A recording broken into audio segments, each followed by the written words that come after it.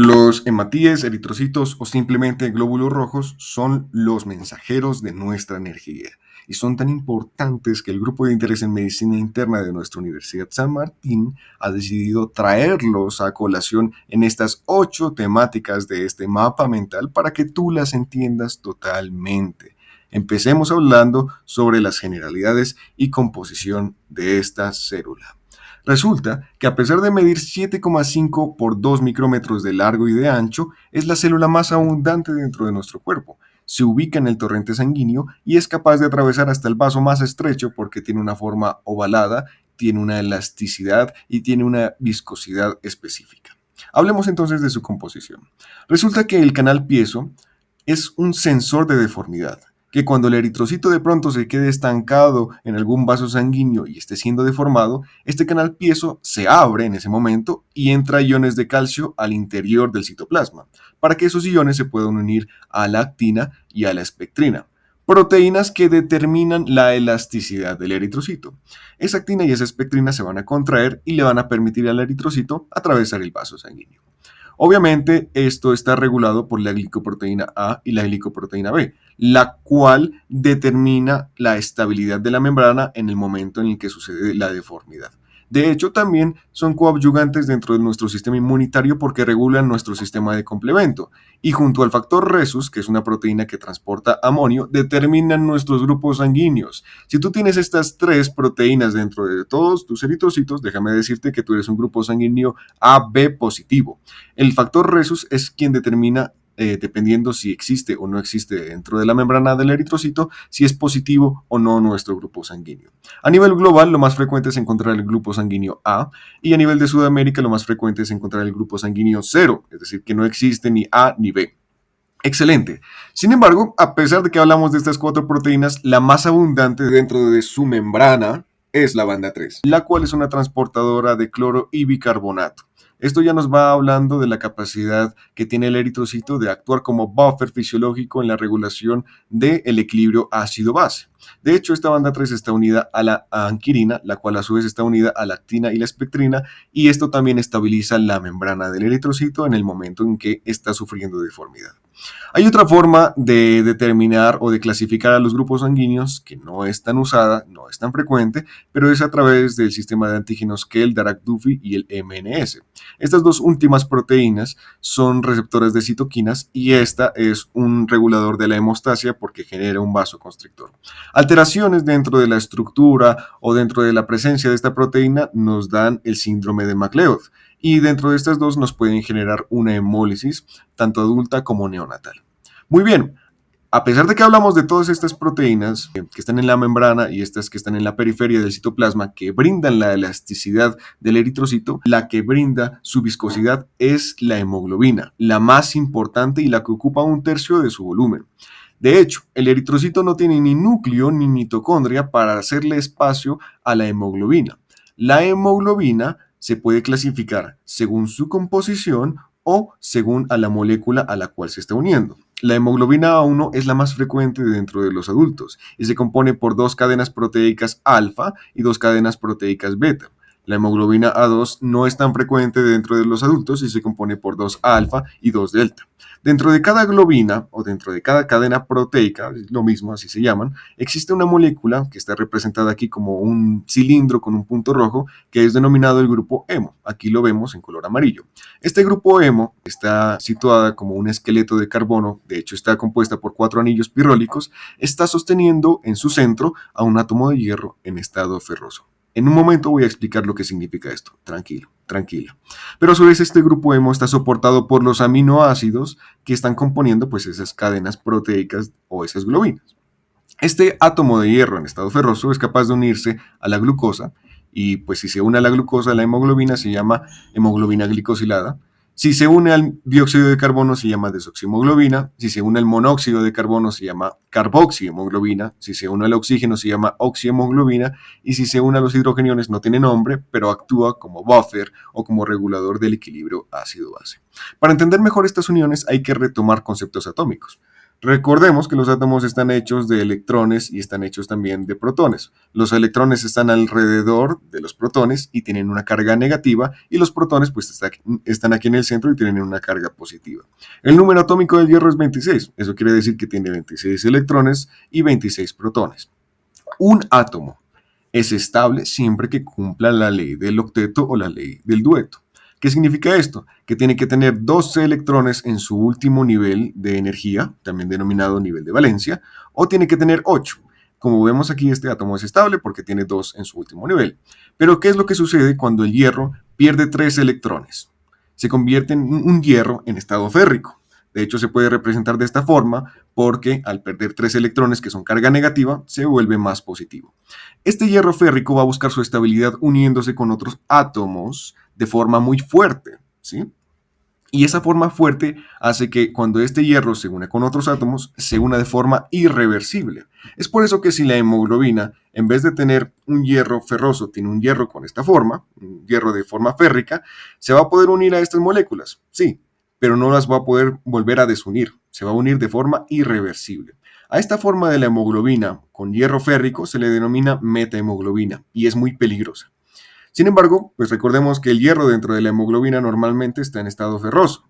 ¿Eso qué significa? Que en vez de perder 3 electrones, apenas ha perdido 2, lo cual le permite buscar su estabilidad uniéndose con otras moléculas o uniéndose con otros átomos, encontrando esa ley del dueto. Miren, aquí está compartiendo 2 electrones, pero va a poder desunirse, es decir, va a poder unirse de forma reversible, no va a poder unirse a otros átomos de forma irreversible como está en este estado férrico. ¿Por qué? Porque simplemente le faltan 2 para alcanzar su nivel de estabilidad. Aquí le faltan 3. Entonces, de esta forma es como funcionan las uniones atómicas dentro de la hemoglobina. Hay un factor que hay que tenerle cuidado en este momento, y es los hidrogeniones. Los hidrogeniones, cuando se unen a la hemoglobina, como son un protón apenas, porque es un átomo de hidrógeno que ha perdido su único electrón, pues vamos a entender que este hidrogenión le va a robar un electrón al hierro ferroso y lo va a convertir en hierro férrico. ¿Qué es lo que te estoy diciendo? Que los hidrogeniones van a convertir la hemoglobina normal en metahemoglobina. Los hidrogeniones son generados por un estado ácido dentro del cuerpo. Entonces, no te olvides que en la acidosis metabólica o en la acidosis respiratoria hay que tener cuidado con la hemoglobina porque se puede convertir en metahemoglobina. Existe un fenómeno denominado efecto Bohr que determina qué tanto se puede unir la hemoglobina al oxígeno, es decir, qué tanto se puede saturar la hemoglobina. Es lo mismo. Esto depende de ciertos factores como por ejemplo la presión de oxígeno, que a medida que aumenta la saturación de hemoglobina, la presión de dióxido de carbono, los hidrogeniones, el 2,3-difosfoglicerol, que es una molécula que genera el eritrocito, o la temperatura. Resulta que estos factores de aquí, cuando aumentan, disminuyen la saturación de la hemoglobina, es decir, disminuyen la unión de la hemoglobina a el oxígeno en su hierro en estado ferroso. Ok, el efecto Bohr se puede determinar también de forma gráfica en esta tabla que vemos aquí, donde en el eje X vemos la presión de oxígeno y en el eje Y la saturación de hemoglobina. Entre más presión de oxígeno, más saturación de hemoglobina, tal como lo vemos en esta curva en color negro. Cuando, sin embargo, tenemos muchos de estos factores, como la presión de oxígeno, los hidrogeniones, 2,3-difosfoglicerol y la temperatura aumentada, pues entonces esta curva va a desviarse hacia la derecha y va a empezar a saturar cada vez menos, es decir, va a empezar a desaturar la hemoglobina. Y en cambio, cuando tenemos lo contrario, la curva va a empezar a tirar hacia la izquierda, es decir, la hemoglobina va a empezar a saturar. La dirección de estas curvas, tanto derecha o izquierda, es muy preguntada en los exámenes y es algo a la que nosotros tenemos que prestarle mucha atención. El efecto Bohr tiene su significado. Las cosas no pasan porque sí. Si hay mucho dióxido de carbono y si hay muchos hidrogeniones, lo que necesitan los tejidos es oxígeno. Entonces, si estos dos aumentan, la hemoglobina deja de pegarse al oxígeno para que ese oxígeno pase desde el eritrocito hacia la célula que lo necesita. Es así como funciona la relevancia del efecto Bohr. Muy bien, entonces en este momento es hora de pasar a hablar de los índices eritrocitarios. Hemos hablado de biofísica, hemos hablado de la composición y de las generalidades del eritrocito, pero el eritrocito tiene unas características que nosotros podemos medir en algo denominado índices eritrocitarios. Los índices eritrocitarios se clasifican en primarios y secundarios. Los primarios son todas aquellas características que podemos ver de los eritrocitos que salen del laboratorio directamente a través de una muestra de sangre. Y los secundarios se obtienen a través de la utilización de fórmulas arrojadas con valores que tuvieron los índices eritrocitarios primarios. Para entender esto, vamos viendo uno por uno. El conteo de glóbulos rojos simplemente es la cantidad de eritrocitos que existen en sangre, tanto en hombres, aquí vemos los valores, como en mujeres. La hemoglobina es la concentración de esta proteína en sangre, la vemos en hombres, la vemos en mujeres. Obviamente las mujeres van a tener menos conteos de glóbulos rojos y hemoglobina, también hematocrito, porque las mujeres tienen su ciclo menstrual, ellas tienen una hemorragia mensualmente. Y el hematocrito es el porcentaje de eritrocitos que componen la sangre. Esto lo vemos cuando nosotros hacemos una centrifugación de la sangre y estos son los valores normales expresados en porcentajes. Los índices eritrocitarios secundarios abarcan el volumen corpuscular medio, es decir, el tamaño normal del eritrocito, la hemoglobina corpuscular media, que determina la viscosidad del eritrocito y se obtiene a través de esta fórmula, hemoglobina entre el conteo de glóbulos rojos y el volumen corpuscular medio del hematocrito entre el conteo de glóbulos rojos. Y también por último tenemos el ancho de distribución eritrocitaria, que nos dice qué tan diferentes son los tamaños de los eritrocitos entre sí. Se mide dividiendo la desviación estándar del volumen corpuscular medio entre la media del volumen corpuscular medio por 100. Esto se expresa en porcentajes y nosotros también podemos ver pues a la morfología del eritrocito en una muestra de sangre en el laboratorio y esta es la forma normal que se puede ver a través de un microscopio. Se ve esta forma y se le denomina normos.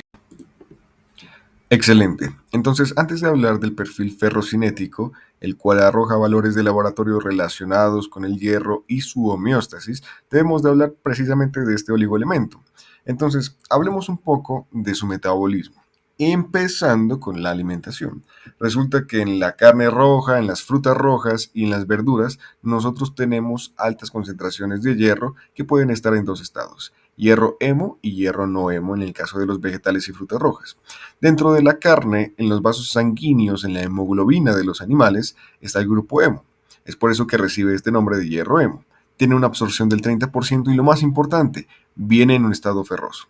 En cambio, en esta parte, en verduras y en frutas rojas, el hierro no viene en un grupo hemo, tiene una absorción menor y está en su estado férrico. Los requerimientos diarios de hierro varían de acuerdo al sexo. Las mujeres necesitan más hierro que los hombres, específicamente 20 miligramos por día. ¿Por qué? Porque ellas tienen mes a mes su ciclo menstrual. Entonces resulta que cuando se ingieren estos alimentos, estos requerimientos diarios de hierro, pues esos alimentos son pasados a través de la cavidad oral, van a pasar a través del esófago hasta llegar a mezclarse con los jugos gástricos aquí en el estómago y después pasarán al intestino delgado. En este intestino delgado serán absorbidos hacia nuestra sangre, principalmente sangre venosa que va a llegar a través del sistema porta al hígado y después del hígado por la vena cava inferior hacia el corazón para que ese hierro se pueda seguir distribuyendo hacia todos los tejidos. Vamos a ver más adelante que esos principales tejidos donde va a llegar el hierro van a ser la médula ósea roja de los huesos, donde se hará la hematopoiesis. Específicamente llega el hierro en un 75%, llega mucho, y también en el hígado, en un 20% para que ese hierro pueda ser almacenado. En este momento te invito a que me prestes mucha atención porque vamos a hablar de este proceso de absorción desde el intestino hacia nuestra sangre. Muy bien, entonces hay que saber algo. La principal célula del intestino delgado encargada de la absorción es el enterocito. Como vemos aquí en su parte apical contiene unas microvellosidades que dan hacia el lumen o hacia la luz intestinal y en su parte basal colinda con el vaso sanguíneo que ya sabemos que es principalmente venoso. Cuando el hierro en estado férrico entra al lumen intestinal puede interactuar con el citocromo C dentro de las vellosidades de estos enterocitos. O sea, que reacciona con la vitamina C. ¿Y qué es lo que hace la vitamina C? Lo que hace es darle un electrón de más a este estado del hierro, es decir, lo reduce, es otra forma de decir dar un electrón. Y este hierro entonces se va a convertir en hierro ferroso. Este hierro ferroso es capaz de atravesar al interior del enterocito a través de un canal denominado DMT1. Y aquí puede tener dos destinos. Puede salir directamente a la sangre a través de la ferroportina o puede ser almacenado en una molécula denominada ferritina. Igual, en los dos destinos va a sufrir un proceso de oxidación, es decir, se le va a volver a quitar un electrón para que pueda unirse o a la ferritina o a una proteína que se encuentra en sangre que se llama apotransferrina, la cual cuando se une al hierro, específicamente a dos iones de hierro en este estado, se denomina transferrina y va en un 20% al hígado y en un 75% a la médula ósea de los huesos para realizar la hematopoiesis, tal como lo habíamos hablado. Sin embargo, el hierro también puede venir en su estado hemo, mejor dicho, pegado a una molécula de hemo cuando viene de fuentes animales. En este caso, con todo el grupo hemo puede atravesar al interior del citoplasma de los enterocitos a través del canal HCP1 y aquí puede sufrir los mismos dos destinos. Es importante también recordar que así como se absorbe el hierro, también se absorben todos los demás nutrientes, incluidas las vitaminas. Aquí voy a hacer un paréntesis en tres vitaminas que nos interesan, que es la vitamina B12, B9 y B6, las cuales van a atravesar al interior del citoplasma del enterocito por otros canales y también van a salir al torrente venoso sanguíneo. Específicamente la vitamina B12 es capaz de atravesar el citoplasma cuando está unida al factor intrínseco, que es una proteína que se crea en el estómago. Muy bien, en este momento hemos alcanzado a ver el proceso de absorción del hierro. También tenemos que preguntarnos si de alguna forma este proceso de absorción es regulado por algo o alguien, porque si el hierro se llega a acumular mucho en el hígado o en los pulmones, puede generar daño porque genera radicales libres y los radicales libres generan citotoxicidad, al final de cuentas matan al hígado o a pulmones. Esto se llama hemocromatosis. Entonces, para evitar la hemocromatosis, el mismo hígado genera una molécula denominada hepcidina. Esta hepcidina es capaz de cerrar los canales de ferroportina cuando detecta mucho LPS, que es lipopolisacárido bacteriano, mucha interleuquina 6, una citoquina que es característica de la inflamación, mucha HFE, que es una proteína que es como una hormona reguladora del hierro total, y mucha presencia del hierro dentro de los citoplasmas de sus células. Déjame explicarte muy bien cómo es este paso. Resulta que, pues como podemos recordar, la transferrina lleva los iones de hierro hacia las células del cuerpo, específicamente al hígado. Aquí en el hígado, para su almacenamiento, lo que pasa es que se va a unir al receptor de transferrina. Esto también sucede en la médula ósea. Este receptor de transferrina se puede unir a dos moléculas de transferrina y hacer una endocitosis, la cual es mediada por hidrogeniones. En este momento se expresa en la vacuola de la endocitosis, en la vesícula de la endocitosis, el canal DMT1, el cual es capaz de transportar desde aquí en la vesícula hacia el citoplasma el hierro en su estado férrico. Ese hierro en estado férrico se va a almacenar en esa molécula que nosotros conocemos como la ferritina en esas células hepáticas. Es así como funciona el proceso de regulación de la absorción de hierro.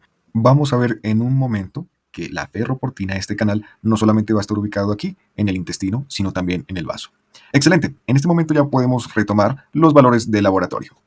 Tanto los índices eritrocitarios como el perfil ferrocinético nos pueden ayudar a determinar condiciones como la anemia, una situación en donde el conteo de glóbulos rojos o la hemoglobina se encuentran bajos. Bueno, el hematocrito también se puede encontrar bajo. Específicamente aquí vamos a hablar del hierro sérico, el cual es mayor en hombres que en mujeres y está expresado en unidades de microgramos sobre decilitro. La transferrina está en estos valores y es importante saber que el hierro sérico es inversamente proporcional a la transferrina, es decir, que entre más transferrina haya, menor hierro en sangre sérico habrá. La saturación de transferrina es la unión del hierro hacia esta proteína y resulta que a medida que el hierro aumenta, la saturación de transferrina también aumenta, es decir, son directamente proporcionales. El receptor soluble de transferrina es inversamente proporcional al hierro sérico. Eso quiere decir que entre más receptor haya, menor hierro sérico habrá porque se estará almacenando. La ferritina, esa molécula que nos determina cuánto hierro tenemos almacenado en el cuerpo, también nos puede servir como reactante de fase aguda, es decir, como una molécula que cuando se encuentra elevada nos puede indicar una inflamación. De hecho, también sirve para determinar el tipo de anemia que podríamos encontrar. Sin embargo, el índice de saturación de transferrina y ferritina es el que da la última palabra para la anterior situación. Yo sé que he hablado de muchas condiciones clínicas, pero lo importante en el momento es que si estás estudiando fisiología, te vayas aprendiendo estos valores de laboratorio. Muy bien. En este momento hablaremos sobre temas muy relacionados entre sí. Me estoy refiriendo a la destrucción de los eritrocitos y al reciclaje del hierro, procesos que ocurren ambos en el vaso, así como el inicio de los eritrocitos, proceso que ocurre en la médula ósea de los huesos. Empecemos por este último. Resulta que la mayor parte del hierro que nosotros tenemos en nuestra sangre, aproximadamente el 80 al 90%, viene directamente del proceso de reciclaje que se da en este órgano, en el vaso. Y apenas el 10 al 15% viene de la dieta, que a partir de todo este proceso que ya hemos visto de absorción, se obtiene de estas carnes rojas, frutas rojas y verduras. Para que nosotros podamos obtener, o mejor dicho, reciclar el hierro en el vaso, tenemos que destruir al eritrocito. ¿Qué es lo que sucede en el vaso? En el vaso, nosotros tenemos un sistema retículo endotelial esplénico, un conjunto de células que son macrófagos y células endoteliales que hacen parte de los vasos sanguíneos, las cuales pueden censar o detectar la calidad del eritrocito. Calidad que está determinada por qué tanto este eritrocito puede atravesar un vaso sanguíneo. En el vaso, los vasos sanguíneos apenas miden 2 micrómetros. Esa medida es la misma de los eritrocitos. Es por eso que si un eritrocito pierde su calidad cuando ha perdido, por ejemplo, su forma, o ha perdido su viscosidad, o ha perdido su elasticidad dada por la espectrina, simplemente se va a quedar atascado aquí, en este vaso sanguíneo de este órgano vaso. En este momento llegará un macrófago simplemente a fagocitarlo. Aquí cuando se fagocita este eritrocito, pues se destruye su membrana celular y desde su citoplasma sale la hemoglobina, la cual también va a ser degradada en el grupo hemo y en la globina. Esta cadena proteica será degradada en los aminoácidos, porque los aminoácidos son los que componen las proteínas, y este grupo hemo será degradado en el hierro en su estado ferroso y en una molécula que es muy conocida por Juan Luis Guerra, que es denominada bilirrubina. Esta bilirrubina va a ir hacia el hígado para ser procesada o para ser conjugada y posteriormente excretada a través de los riñones o a través del intestino delgado por heces. Muy bien, esta es la forma en la que el hierro vuelve a circular hacia la sangre, obviamente atravesando desde el citoplasma del macrófago por este canal que es la ferroportina. Recordemos que este canal está regulado por esa proteína que sintetiza el hígado denominada hepcidina. Excelente. Entonces, esta es la forma en la cual los eritrocitos se destruyen en el vaso y también el hierro se recicla y vuelve a partir hacia nuestra sangre. Muy bien, es hora de cambiar de tema, es hora de saber de dónde salen los eritrocitos, cómo se crean, y para ello hay que saber que eso pasa en nuestros huesos. Nuestros huesos se componen de una médula ósea roja, que también se denomina activa, la cual está llena de células hematopoyéticas y sus precursores que van a dar paso a la creación de eritrocitos, pero también se compone por médula ósea amarilla, la cual está llena de adipocitos. La relación entre una y una es de 1 y 1, es decir, que la mitad del hueso es de médula ósea amarilla y la otra mitad del hueso es de médula ósea roja. También se le denomina activa y a la amarilla se le denomina inactiva. Entonces, la que nos interesa obviamente es la roja, porque aquí sucede la eritropoyesis, el proceso en donde una célula madre hematopoyética se convierte en un eritrocito. Proceso que dura de 18 a 21 días y es influenciado por diferentes factores que tanto la estimulan como la inhiben. El principal factor que estimula el inicio de la eritropoyesis es la eritropoyetina. La eritropoyetina es una hormona que se sintetiza en un 20% en el hígado y en un porcentaje mayor, 80%, en los riñones, específicamente en las células yuxtaglomerulares. Para explicarte esto, te voy a enseñar que en los riñones nosotros tenemos una médula y una corteza. En medio de las dos tenemos a la nefrona, la unidad anátomo-funcional del riñón, la cual es capaz de convertir sangre en orina y se compone por un glomérulo y un sistema de tubos que recolectan la orina. Muy bien, en este glomérulo hay unas células que están al lado de él. De hecho, células yuxtaglomerulares significan células al lado del glomérulo. Yuxta significa al lado. Estas células son capaces de detectar niveles bajos de oxígeno. Y esos niveles bajos de oxígeno van a hacer que estas células creen la eritropoyetina para que estimulen la eritropoyesis y que de esa forma existan más eritrocitos. Hay otros factores que estimulan la eritropoyesis, como por ejemplo el factor estimulante de colonias de granulocitos, la testosterona que sale directamente de los testículos del hombre y las interleuquinas 1, 3, 6 y 11.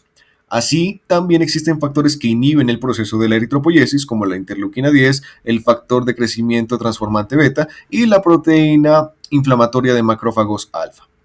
¿Ok? Bueno, entonces empezamos a hablar de qué pasa en cada célula para su transformación hasta llegar al eritrocito.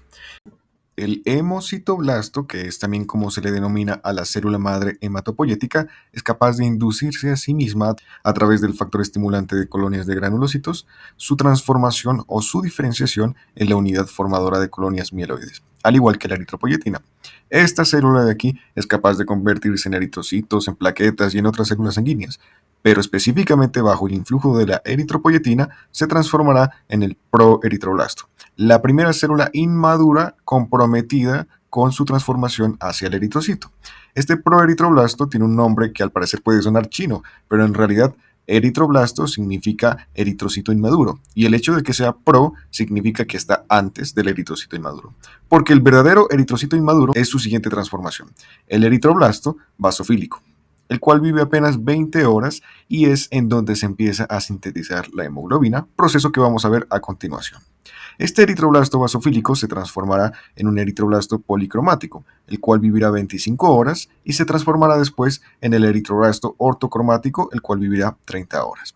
El eritroblasto policromático tiene diferentes colores, es de ahí de donde deriva su nombre. Poli, muchos, cromático, colores. Y el eritrocito ortocromático tiene solamente el color rojo. Orto, rojo y cromático, colores. Hay algo que quisiera que nos demos cuenta en este momento, y es que a medida que esta célula va madurando, va diferenciándose, va transformándose, va perdiendo no solamente su tamaño, sino también su núcleo. Esto se da porque el eritroblasto basofílico se va a unir por moléculas de adhesión hacia los macrófagos de esta médula ósea roja. Esto sucede para que el material genético vaya siendo fagocitado por estas células y que de esa forma se elimine. Esta célula es la última en tener núcleo. Recordemos que el núcleo se pierde para darle más espacio a la hemoglobina. No solamente se pierde el núcleo, sino también los mismos organelos de las células. Sin embargo, la última forma inmadura del eritrocito es el reticulocito, célula en la que se transformará este eritroblasto ortocromático. Este reticulocito también se llama hematíe joven y es la última célula en generar hemoglobina porque sigue teniendo remanentes de ADN y también sigue teniendo mitocondrias. Tiene aproximadamente una vida media de 1 a 3 días y tiene un porcentaje en sangre y tiene un porcentaje en médula ósea. Resulta que el porcentaje de reticulocitos en sangre es del 0,5 al 2%. Sin embargo, esto puede variar según el hematocrito y por ello tenemos que corregirlo. Entonces, la fórmula para corregir los reticulocitos es el porcentaje de reticulocitos que nos reporta el laboratorio por el hematocrito del paciente dividido entre el hematocrito del control. De hecho, podemos ser más específicos al corregir los reticulocitos utilizando el índice de producción reticulocitaria, el cual podemos calcular utilizando los reticulocitos corregidos por 1 entre el tiempo de maduración. Este tiempo de maduración de los reticulocitos varía dependiendo si sale directamente desde la médula ósea a convertirse en un eritrocito durante 3 días o si se convierte en un eritrocito en la sangre periférica. En la sangre periférica entrará al vaso y en el vaso replicará el mismo comportamiento que generan los macrófagos de la médula ósea, solo que en este caso serán los macrófagos del vaso. De esta forma, el reticulocito pierde su material genético y este proceso dura un día. Existen situaciones que alteran la producción eritrocitaria. Por ejemplo, la raza negra de por sí, la enfermedad crónica, los ancianos y el embarazo son situaciones que la disminuyen y, por ejemplo, la condición de atleta, los fumadores, la altitud y la disminución del volumen plasmático aumentan. ¿Por qué se da esto? Porque los atletas, los fumadores, la altitud y el volumen son condiciones que implican poco oxígeno y recordemos que el poco oxígeno estimula por parte de las células yuxtaglomerulares a la síntesis de eritropoyetina, la cual estimula a su vez todo este proceso. En este momento hay que recordar qué es lo que pasaba en la dieta. En la dieta nosotros teníamos una llegada de hierro apenas en un 10 al 15%, pero también teníamos llegada de otros nutrientes, como la glucosa, como los aminoácidos o como las vitaminas. Estas vitaminas van a ser fundamentales para que el eritroblasto basofílico pueda crear a la hemoglobina, porque las vitaminas facultan el mantenimiento y la síntesis de nuestro ADN. Este ADN se va a transcribir y después a traducir en diferentes proteínas como la espectrina, como la cadena alfa y la cadena beta de la hemoglobina. dependiendo del tipo de cromosoma en donde estén codificados sus genes. Para ello recordemos pues, que necesitamos a los aminoácidos que vienen de la dieta. De hecho, un aminoácido muy específico, el de la glicina, nos va a ayudar para que nosotros podamos sintetizar el grupo hemo. Y ya te voy a explicar cómo. Resulta que la glucosa que viene de la dieta pasará por el proceso de glucólisis, el ciclo de Krebs y formará el succinyl-CoA, el cual dentro de la mitocondria del eritroblasto se puede convertir en el ácido aminolebulínico. Este ácido aminolebulínico, cuando se une con otro ácido aminolebulínico, formará el porfobilinógeno. Estos dos procesos suceden en el citoplasma del eritroblasto basofílico.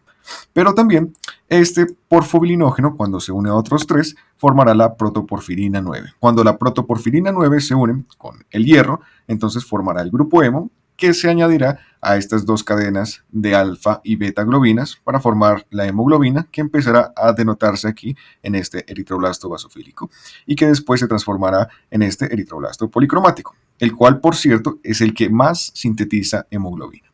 Por último, esta hemoglobina, que será de color rojo, será denotada aquí, en el citoplasma del eritroblasto ortocromático. Es por eso que recibe ese nombre y tiene ese color. El eritroblasto basofílico tiene color azul porque cuando lo vemos en el microscopio, ya que vemos a las células en la tinción de hematoxilina eosina, tenemos que saber que esta tinción para pintar a las células denota en las cosas que son básicas un color azul y en las cosas que son ácidas un color morado. Es por eso que en el núcleo de esta célula el ácido desoxirribonucleico, es decir, el ADN, es de este color y las proteínas que son básicas pues van a ser de color azul y se va a empezar a pintar azul porque aquí se empieza a crear la hemoglobina. Muy bien, hay trastornos que afectan la creación del grupo hemo y a esos trastornos se les denomina porfirias. Y los trastornos que afectan a la hemoglobina se les denomina talasemias. Se llegó la hora de hablar sobre el metabolismo de los eritrocitos. La glucosa que viene de la dieta es capaz de entrar al citoplasma del eritrocito por el canal GLUT. Aquí en el citoplasma se van a desarrollar diferentes rutas metabólicas que involucran a la vía de Embden-Meyerhof, también conocida como glucólisis anaerobia. Es importante recordar que el eritrocito no tiene ni mitocondria ni el uso del oxígeno para realizar cualquiera de estos procesos. Aparte de la glucosa 6-fosfato, se genera la vía de exosas monofosfato, la cual involucra a una enzima denominada glucosa 6-fosfato deshidrogenasa, la cual tiene importancia clínica porque es la principalmente afectada dentro de alteraciones en el metabolismo de los eritrocitos. Esta enzima de aquí es capaz de producir al glutatión reducido, la cual es una molécula que mantiene al hierro del grupo hemo siempre en estado ferroso, impidiendo que la hemoglobina se convierta en metahemoglobina. De igual forma, a partir de esta misma vía, específicamente en el gliceraldehído, se pueden obtener coenzimas como la NADP o la NADPH para que cuando nosotros tengamos metahemoglobina en situaciones de acidosis, esta se pueda volver a convertir en hemoglobina y de esa forma la hemoglobina vuelva a poder tener su unión al oxígeno.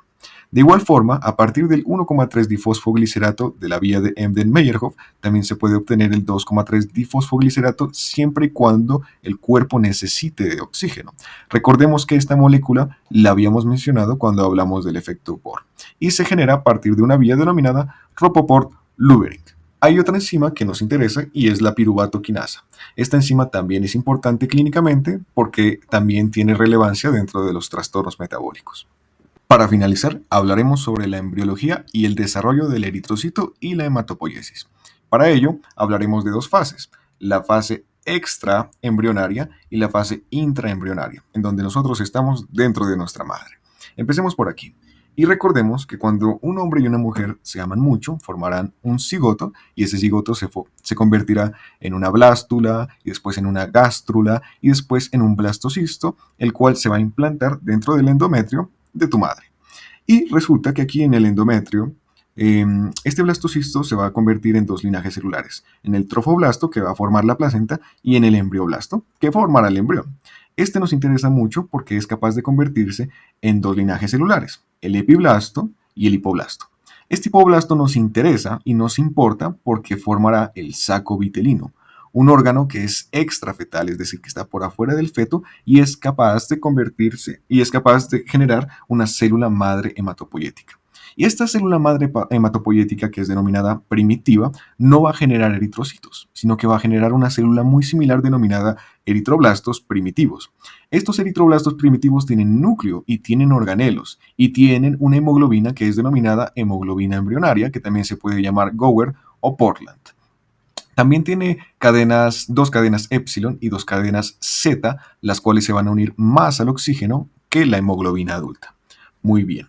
Resulta que el epiblasto, estas células de aquí, van a formar a partir de un proceso que se llama gastrulación a tres tejidos: el ectodermo, el endodermo y el mesodermo. A partir de este mesodermo se va a formar una zona denominada zona aortogónado-mesonéfrica, una zona de la que no se sabía mucho, pero hace poco se ha demostrado que forman las células madre hematopoyéticas definitivas, las cuales sí son capaces de crear a los eritrocitos. Esta zona aortogonado-mesonéfrica es simplemente una región que se encuentra entre la aorta primitiva, la gónada primitiva y el riñón primitivo del feto. Muy bien, a partir de este mismo mesodermo también van a poder desarrollarse el vaso, puede desarrollarse los huesos, puede desarrollarse el timo. A partir del endodermo se desarrollará el hígado y a partir del ectodermo se desarrollarán los ganglios linfáticos. ¿Por qué nos interesa esto? Porque estas células madre hematopoyéticas definitivas van a empezar a migrar a todos estos órganos. Específicamente durante la segunda fase, la fase hepatoesplénica, el órgano que más va a recibir estas células será el hígado. Después le sigue el vaso, después el timo y los ganglios linfáticos.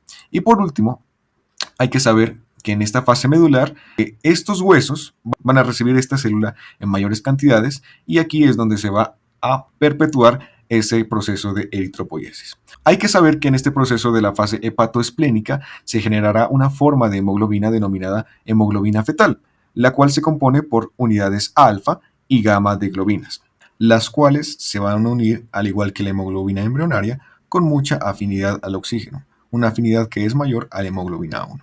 En este proceso también se forma hemoglobina A1 y hemoglobina A2, solo que en menor proporción. Excelente.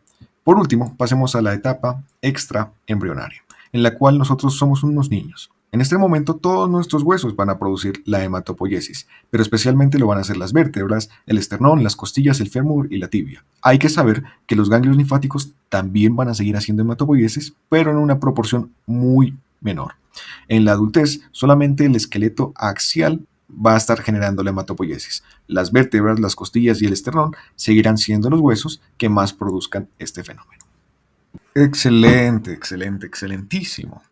Muchas gracias por tu atención. Recuerda que somos el grupo de interés en medicina interna de la Fundación Universitaria San Martín.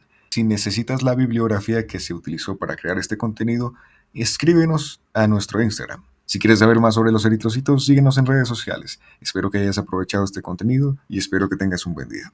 Gracias.